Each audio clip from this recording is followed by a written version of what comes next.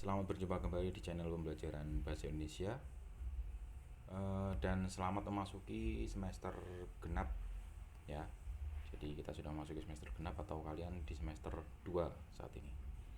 Nah, pada semester ini kita masih akan melanjutkan materi dari buku yang sama. Dan kali ini kita akan membahas tentang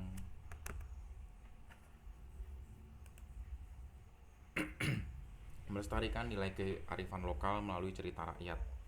Jadi intinya adalah cerita rakyat ya. Intinya adalah cerita rakyat. Jadi cerita rakyat. Nah, di sini cerita rakyat yang dimaksud adalah nanti secara khusus, karena cerita rakyat itu ada banyak. Jadi secara khusus adalah hikayat. Ya, cerita yang dimaksud dalam bab ini adalah cerita rakyat, hikayat.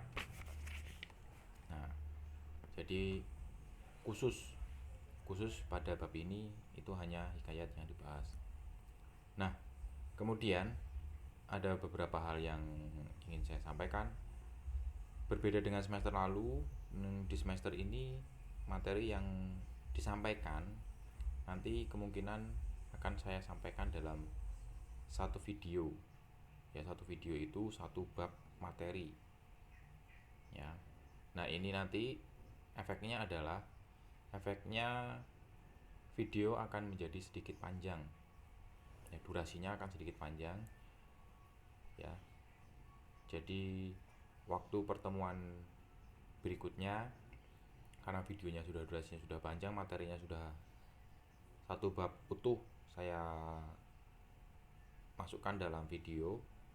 Jadi pertemuan-pertemuan berikutnya kemungkinan bisa kita perdalam dengan menggunakan latihan-latihan soal. Ya, bisa kita perdalam dengan latihan-latihan soal atau tugas-tugas supaya lebih dapat memahami videonya. Ya, jadi materi yang ada di video itu nanti bisa diaplikasikan dalam tugas-tugas. Ya. Nah, supaya mempunyai sedikit gambaran, saya akan sertakan di sini bagan sesuai yang ada di buku. Kita masih menggunakan buku biru ya, buku yang ini. Sama bukunya. Babnya kita memasuki bab 4. Nah, kita akan lihat bagannya. Nah, ini jadi bagan ini sesuai dengan yang ada di buku. Jadi sesuai dengan judulnya tadi, judul babnya ya, melestarikan nilai kearifan lokal melalui cerita rakyat. Melestarikan kearifan lokal, melestarikan nilai kearifan lokal melalui cerita rakyat. Nah, kemudian dari judul bab ini ada sub judulnya. Ya, jadi ada 4 hal yang akan dibahas, kemudian 4 hal ini masih dirinci lagi.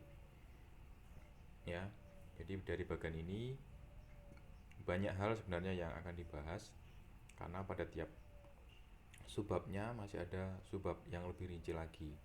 Ya, jadi dari bab ini kemudian sub bab atau subjudul ini, kemudian sub judulnya lagi lebih kecil lagi. Jadi rinci. Nah, karena videonya adalah pembelajaran satu atau pembahasan dalam satu bab, jadi yang akan saya sampaikan adalah hal-hal mendasar dan langsung ke intinya saja. Ya, khususnya berkaitan dengan materi hikayat ini. Ya, untuk kemudian nanti kita perdalam melalui tugas-tugas. Ya, jadi seperti itu. Nah, sekarang kita langsung masuk saja ke hikayat. Apa sih itu hikayat? Ini ya, hikayat itu merupakan cerita rakyat yang bisa dibilang sangat lama, sudah sangat tua.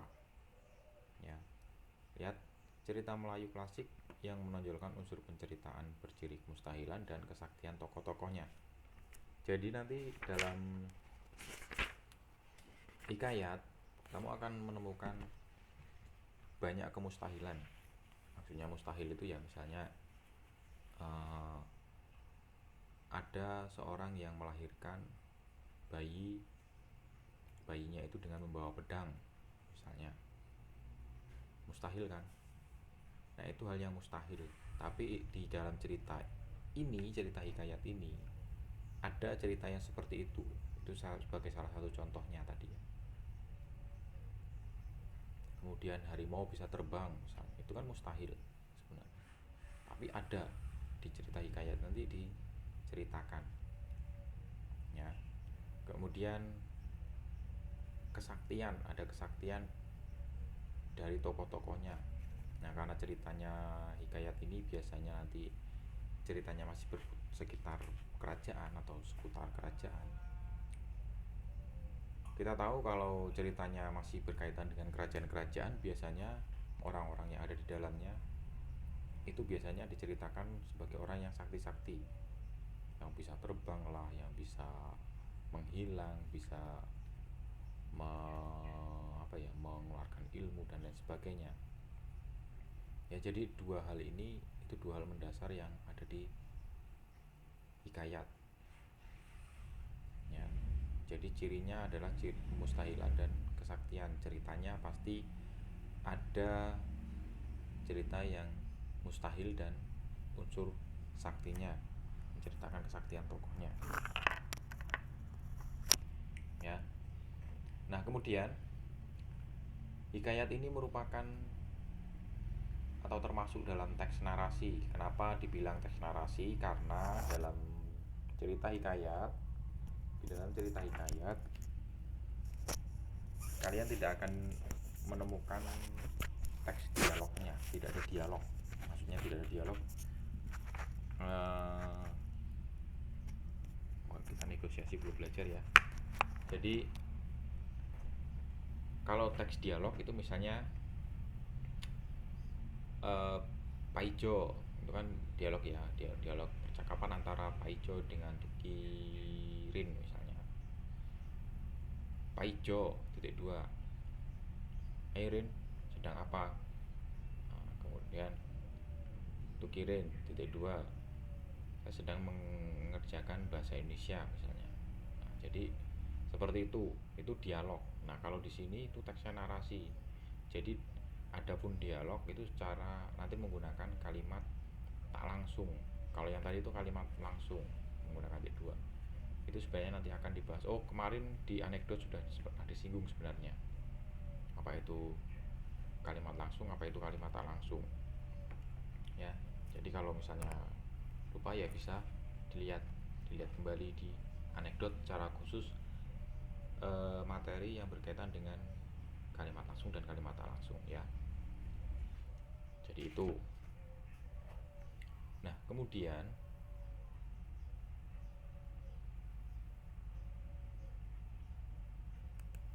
kita akan melihat karakteristiknya. Di sini saya akan sedikit menjelaskan tentang karakteristik. Ya. Jadi karakteristik dari hikayat ada 4 hal. Yang pertama kemustahilan. Tadi yang sudah dijelaskan sedikit saya singgung di awal tadi. Nah, kemustahilan itu merupakan hal yang tidak logis atau tidak bisa dinalar. Tadi ya, seperti tadi tidak bisa dinalar, misalnya wanita yang melahirkan seorang bayi dengan membawa pedang dan anak panah misalnya. Nanti ada ceritanya. Ya, ada ceritanya ada. Ya, itu tidak logis dan tidak bisa dinalar. Kalau misalnya ada, benar-benar ada bayi yang terlahir dengan membawa pedang, ya pasti ibunya akan mati. Ya, pasti ibunya akan meninggal. Makanya itu dikatakan tidak logis dan tidak bisa dinalar pada saat ini. Tapi cerita itu ya pada zaman dahulu benar-benar dianggap sebagai cerita yang bagus. Ya. Kemudian kesaktian itu menunjukkan kesaktian dari para tokohnya. Jadi ada beberapa tokoh, nanti di situ pasti disebutkan.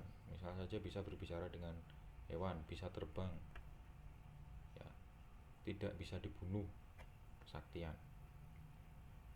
Ya. Kemudian anonim. Anonim itu tidak diketahui secara jelas nama pencerita atau pengarangnya. Jadi karena ini adalah hikayat, hikayat itu ya hampir sama dengan apa ya, hampir sama dengan mitos sebenarnya, hampir sama dengan mitos, hampir sama dengan dongeng ya, karakternya seperti itu. Jadi ceritanya mau dibilang 100% fiksi atau 100% khayalan, itu juga beberapa orang masih ada yang mempercayai tentang cerita itu ya.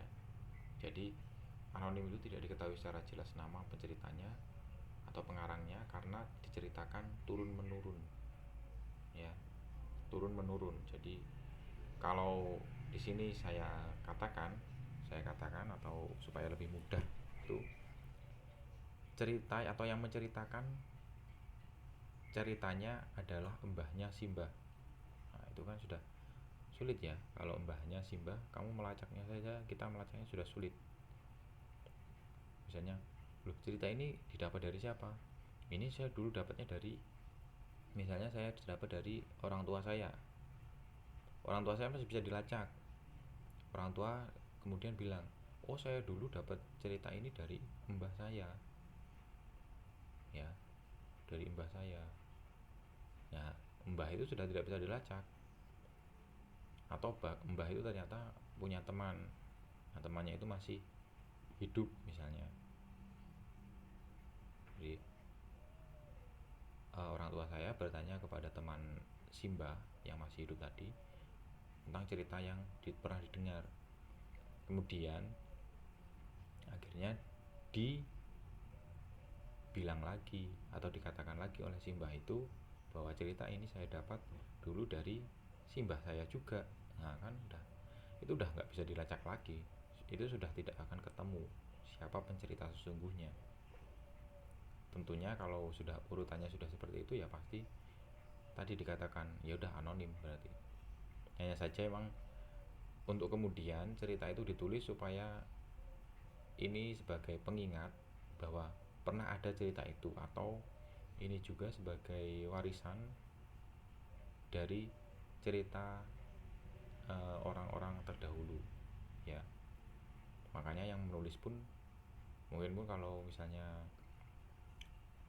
menuliskan namanya itu bukan sebagai pengarang, hanya mungkin sebagai penulis cerita, tapi bukan pengarang atau penceritanya ya. Nah kemudian istana sentris.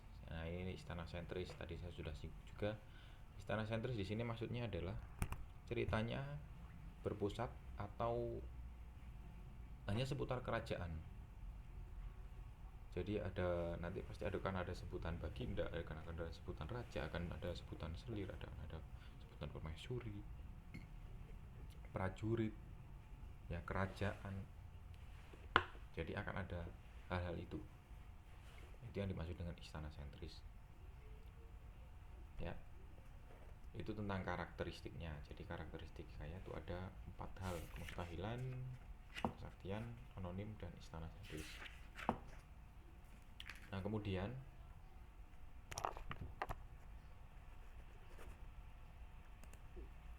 yang berikutnya nilai-nilai yang terkandung dalam hikayat ya. Ini nilai yang terkandung dalam hikayat ya. Di sini nilai dalam hikayat itu ada, biasanya yang terkandung dalam ceritanya itu ada 5 nilai ya. Ada 5 nilai, tapi dalam satu cerita itu belum tentu kelima nilai itu ada ya, karena biasanya nilai-nilai itu juga bisa didapat di tiap paragrafnya ya. Nah kita lihat dulu pertama nilai agama. Nah nilai agama itu biasanya berkaitan dengan keagamaan, aturan-aturan dan hukum Allah ya, keagamaan. Nah ini misalnya saja memohon kepada Tuhan, pasrah kepada Tuhan. Ini dalam ceritanya orang yang diceritakan di dalamnya itu memohon kepada Tuhan atau pasrah kepada Tuhan. Nah di situ ada nilai agama yang terkandung di dalamnya. Nah kemudian nilai sosial. Nilai sosial itu apa? Nilai sosial itu biasanya berkaitan dengan kehidupan bermasyarakat dan interaksi sosial. Misalnya saja dalam ceritanya, kalau kamu nanti baca di buku ini ada sebenarnya ya, di buku paketmu ada ceritanya ada. Ini cerita tentang Hikayat Bayan Budiman. Hikayat Bayan Budiman. Ya, ini saya ambilkan contoh dari Hikayat Bayan Budiman, nanti bisa dilihat sendiri di halaman 121.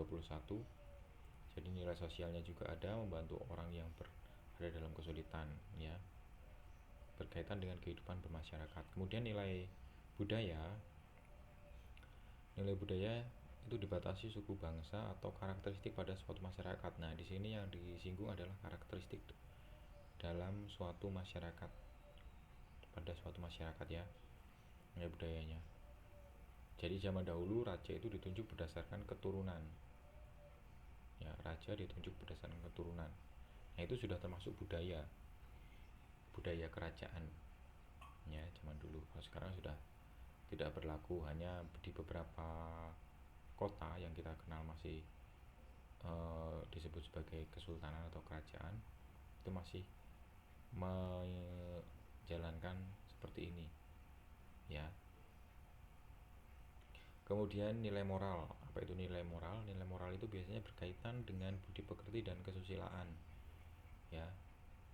Nah, di sini nilai moral yang ada di dalam cerita Hikayat Bayan Budiman itu misalnya tidak mau bekerja keras untuk mendapatkan sesuatu, ya, tidak mau bekerja keras untuk mendapatkan sesuatu. Nah, di sini maksudnya adalah, jadi bukan mengajarkan, ya, mengajarkan tentang tidak mau bekerja kerasnya, tapi di sini mengajarkan bahwa jika tidak mau bekerja keras, kamu itu sebenarnya tidak berhak mendapatkan sesuatu. Di dalamnya diceritakan seperti itu sebenarnya, ya. Jadi maksudnya adalah seperti itu. Jadi nilai itu nilai yang bermanfaat.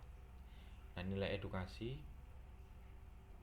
misalnya saja kaitannya dengan pendidikan atau sifatnya mendidik, ya, memberikan pendidikan kepada pembacanya. Misalnya saja kewajiban belajar ilmu agama sejak usia kecil. Nah, sejak usia kecil, ya, di situ nilai edukasinya. Jadi wajib belajar ilmu agama sejak usia kecil. Ya, jadi itu nilai-nilai yang terkandung dalam hikayat. Jadi nilai-nilai itu maksudnya di sini adalah bukan nilai rentangan antara angka 1 sampai angka 100, tapi nilai itu adalah nilai yang bermanfaat, sesuatu yang bermanfaat atau bisa digunakan dalam kehidupan pembacanya, kehidupan sehari-hari khususnya, ya. Jadi dulu disampaikan seperti itu karena atau supaya saat ini orang melakukan sesuatu bisa lebih baik atau bisa dengan lebih bijak, ya. Saya berikan contohnya saja, misalnya contohnya saja cerita rakyat Malin Kundang. Itu bukan hikayat, ya. Di sini saya hanya mencontohkan salah satu cerita rakyat, tapi ini sebenarnya bukan cerita rakyat kategori hikayat. Malin Kundang itu kan diceritakan, tentu sudah tahu semua ya Malin Kundang ceritanya seperti apa. Saya hanya ambil nilainya saja sebagai contoh. Nah, Malin Kundang itu kan dalam ceritanya dikutuk oleh ibu kandungnya menjadi batu karena kedurhakaannya. Nah, di situ ada unsur nilai moral yang terkandung di dalamnya. Kenapa dikatakan nilai moral? Karena di situ ingin menyampaikan bahwa di ceritanya ingin menyampaikan bahwa jadilah anak yang tidak durhaka, jadilah anak yang berbakti kepada orang tua, ya. Nah, kalau kita telusuri apakah cerita itu benar atau tidak, ya, kita tidak tahu, karena cerita itu juga cerita, ya, hampir mirip dengan hikayat tadi yang saya katakan. Ceritanya diceritakan dari mbahnya Simbah, ya, percaya tidak percaya, tapi kalau dilihat memang di sana, di padang sana, memang ada batu yang menyerupai manusia yang sedang telungkup ya. Jadi ya percaya boleh, tidak percaya pun ya tidak masalah. Tapi kalau khusus bagi masyarakat sekitar, pasti semuanya percaya akan hal itu, akan cerita itu ya. Jadi ada nilai moral, ada nilai edukasinya juga. Bahkan nilai edukasinya ya mendidik supaya anak selalu taat kepada orang tua ya. Jadi itu intinya. Nah kemudian yang berikutnya, kalau tadi tentang karakteristik hikayat secara umum, yang berikutnya adalah tentang karakteristik bahasa yang digunakan dalam hikayat. Nah, bahasa yang digunakan dalam hikayat itu bahasanya menggunakan konjungsi pada setiap awal kalimatnya. Bentar, saya carikan ya, konjungsi pada awal kalimatnya. Misalnya saja di sini, contohnya saja,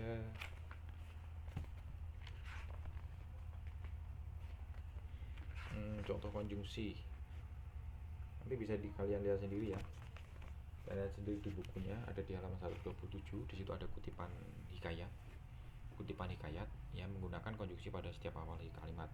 Nah saja ini berbeda. Konjungsi yang digunakan adalah konjungsi berciri khas masa lampau. Ya, konjungsi berciri khas masa lampau. Misalnya saja di sini satu kalimat saya bacakan. Maka berkeinginanlah istri Qojun Maimun untuk mendengarkan cerita tersebut. Nah, di sini maka adalah konjungsi. Ya. Jadi zaman dahulu konjungsinya itu ditaruh di awal. Padahal konjungsi itu sebenarnya kan menghubungkan, bisa kata dengan kata, kalimat dengan kalimat, frasa dengan frasa, ya. Tapi kalau di awal sekali, di awal cerita sudah menggunakan konjungsi, itu menghubungkan apa? Tapi itu ya zaman dahulu pada cerita ini, pada karakteristik bahasa hikayat ini selalu digunakan di awalnya. Nanti kalian bisa baca-baca sendiri di dalam materi hikayat di bukunya. Ya, kebanyakan emang ceritanya diawali dengan konjungsi. Kemudian menggunakan kata anarkis. Nah ini kata anarkis. Kata anarkis itu kata yang sudah jarang atau sudah tidak pernah lagi digunakan. Saat ini tidak pernah lagi digunakan bahkan. Ya. Di sini juga ada banyak sekali contohnya sebenarnya. Ya. Walaupun kata itu tidak lagi digunakan, hanya kalau dicari di kamus KBBI itu pasti ketemu, pasti ada, artinya pasti ada. Ya misalnya saja kata anarkis, beroleh. Nanti kalau kalian cari di kamus, beroleh itu artinya adalah mendapat. Atau kata arkais, titah. Ya, titah itu kalau sekarang, bahasa sekarang, titah itu jarang kali digunakan, sudah tidak pernah ya. Titah itu tidak pernah digunakan. Titah itu kata atau perintah. Ya. Jadi sekarang ya menggunakan kata yang digunakan adalah kata perintah. Ya. Atau buluh misalnya tanaman berumpun, berakar serabut, batangnya berluas-luas, berongga dan keras, bambu aur. Ya, buluh. Dulu buluh sebutannya, kalau sekarang bambu. Dan masih banyak lagi sebenarnya, mahligai, ditoreh, cembul, inang, upeti.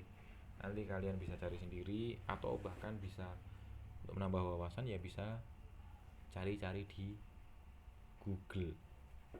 Ya bisa googling kata arkais apa saja. Tentu dengan artinya ya, tidak hanya cari kata arkais selesai. Ya. Jadi ini karakteristik bahasa hikayat. Kalau tadi karakteristik hikayat secara umum, ini karakteristik hikayat, bahasa hikayat. Ya. Jadi sebenarnya untuk kedepannya untuk materi hikayat ini sebenarnya masih ada lanjutannya, yaitu membandingkan antara cerpen dan hikayat sebenarnya.